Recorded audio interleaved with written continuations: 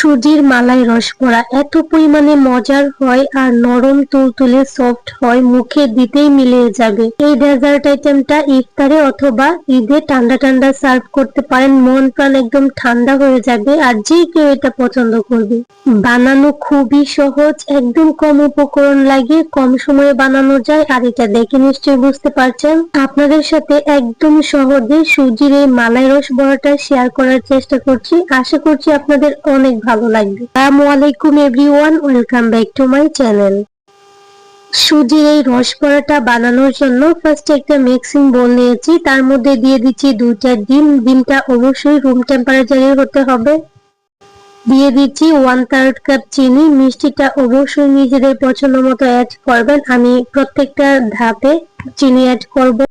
দিয়ে দিচ্ছি স্বাদ মতো লবণ। এখন একটা হ্যান্ড উইক্স দিয়ে খুব ভালোভাবে এই মিশ্রণটাকে ফেটিয়ে নিতে হবে চিনিটা গলে যাওয়ার আগ পর্যন্ত। একটা ফুমি ফুমি টেক্সচার চলে আসবে, ডিমের কালারটা একদম চেঞ্জ হয়ে সাদা সাদা হয়ে আসবে, ঠিক তখনই বুঝতে পারবেন ডিমটা খুব ভালোভাবে ফেটানো হয়েছে।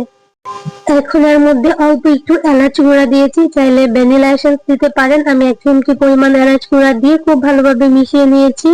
এখানে আমি 1 কাপ সুজি নিয়েছি, আর সুজিটা একবারে অবশ্যই দেওয়া যাবে না, অল্প অল্প করে দিতে থাকবো আর মেশাতে থাকবো। 2টা ডিমের জন্য কতটুকু সুজি লাগছে এটা আমি লাস্টে বলে দিচ্ছি। এখন আপনারা দেখেন আমি কিন্তু একদম অল্প অল্প করে দিচ্ছি আর খুব ভালোভাবে মিশিয়ে নিচ্ছি। সুজির এই মিশ্রণটা ঘন হওয়া যাবে না, পাতলা টাইপের একটা মিশ্রণ বানাতে হবে, যার জন্য আমি অল্প অল্প করে দিচ্ছি। এই মিশ্রণটার মধ্যে কোনো রকম তেল অথবা দুধ দেওয়া যাবে না বা পানি জাতীয় কোনো কিছুই দেওয়া যাবে না, শুধু ডিমের মিশ্রণের মধ্যেই কিন্তু এই সুজিটা অ্যাড করতে হবে।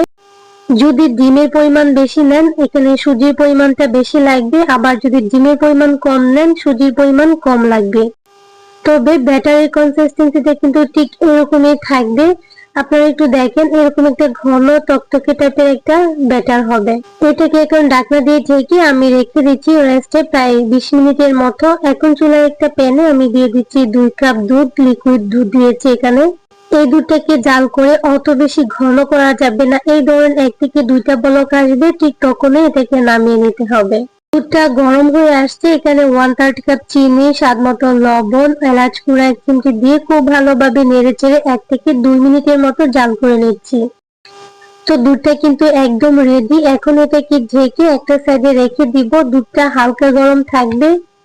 এখন আগে থেকে যে আমি সুজিটাকে রেডি করে রেখেছিলাম, দেখেন সুজিটা কিন্তু ফুলে অনেকটা ঘন হয়ে গেছে, মানে ব্যাটারটা একটু টাইট হয়ে গেছে। এখন এটাকে আর একটু পাতলা করতে হবে। আমি এখানে 1 টেবিল চামচের মতো দুধ দিয়ে খুব ভালোভাবে মিশিয়ে নিচ্ছি। তো দেখেন ঠিক এই পর্যায়ে আসলে কিন্তু বুঝতে হবে ব্যাটারের কনসিস্টেন্সিটা একদম ঠিকঠাক আছে।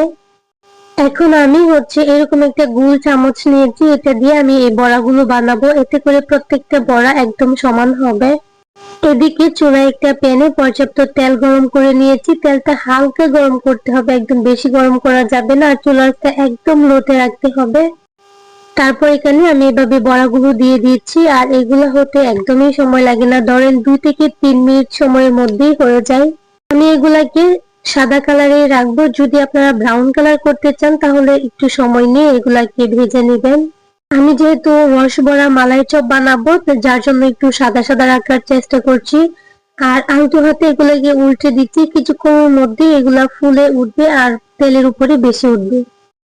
আমার এই বড়াগুলো কিন্তু একদম ঠিকঠাক হয়েছে। এখন আমি এগুলাকে তেল ঝরিয়ে উঠিয়ে নিচ্ছি। এভাবে কিন্তু সবগুলো বড়া আমি ভেজে নিয়েছি। আর এখানে দেখেন দুধটা কিন্তু একেবারে ঠান্ডা হয়ে যায় না, হালকা কুসুম গরম আছে। হালকা কুসুম গরম দুধের মধ্যে একদম গরম বড়াগুলো ঢেলে দিচ্ছি, অথবা ঠান্ডা হালকা কুসুম গরম বড়ার মধ্যে একদম ফুটন্ত গরম দুধটা দিয়ে দিতে হবে। যে কোনো একটা গরম থাকতে হবে, এতে করে দ্রুত দুধটাকে এই বড়াগুলো অ্যাবজর্ব করে নিবে। সবগুলো বড়া দিয়ে একটু হালকা হাতে নেড়ে চেড়ে দিয়েছি, আর এটাকে এই পর্যায়ে ঢাকনা দিয়ে ঢেকে 2 থেকে 3 ঘন্টার জন্য রেখে দিতে হবে।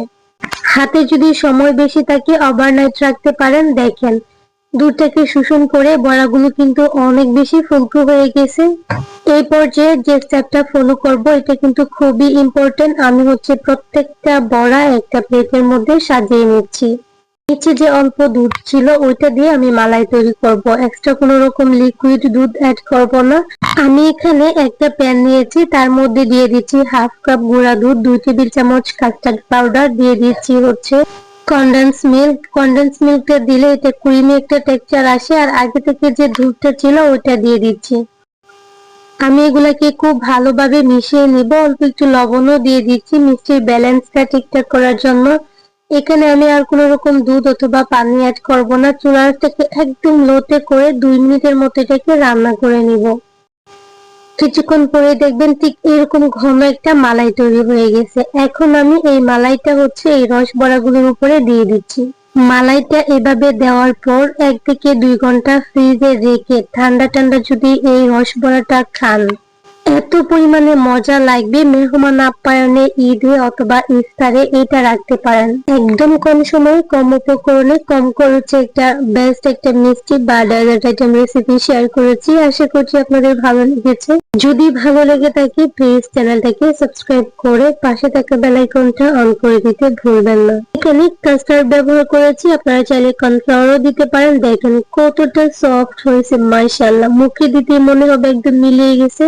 সাথে দেখে নিচে কিন্তু অনেকটা মালাই জমা হয়েছে। আশা করছি ভালো লাগবে। তাহলে আজকের রেসিপি এই পর্যন্ত। সবাই ভালো থাকবেন, সুস্থ থাকবেন। আল্লাহ হাফেজ, আসসালামু আলাইকুম।